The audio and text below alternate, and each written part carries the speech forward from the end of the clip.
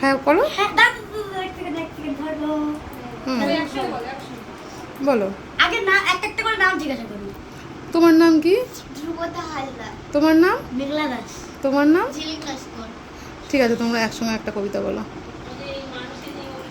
তোরা সত্যি হলি চাস, তোরা সত্যি হলি চাস, আরো সবুজ হবে গাছ, আরো মিষ্টি হবে জল, আরো স্বাদে হবে ফল, আরো সত্যি হলি চাস, আরো আরো এই দেখো দেখো দেখো দেখো এই মেঘলা ভুলে গেছে।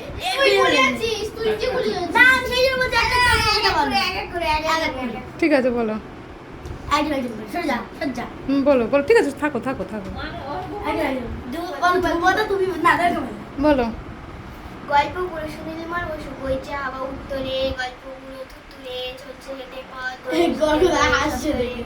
তার মুখ ব্যথা চাই মুখ ব্যথা ডাকছে সে ডাকছে রে বলছে দেখে আসছে মুখছে রাজগুপ্তরা এর ছোট ছোটরা কি আছে মোতাল বিলাই হুম।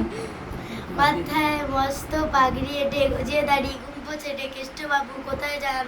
বাদাকশান বাদাকশান কুলির মাথায় মালসা বিয়ে সিংহ সম লম্ব দিয়ে বিষ্টুবাবু যান কোথায়? বোম্বাসায় বোম্বাসায় উড়িয়ে দিল মহেশ দাস ভরদুপুরে কোথায় যায়? হঠাৎ কোথায় চললি রে সান্টাফে সান্টাফে সবাই এখন যাচ্ছে ঘর সবাই এখন যাচ্ছে ঘর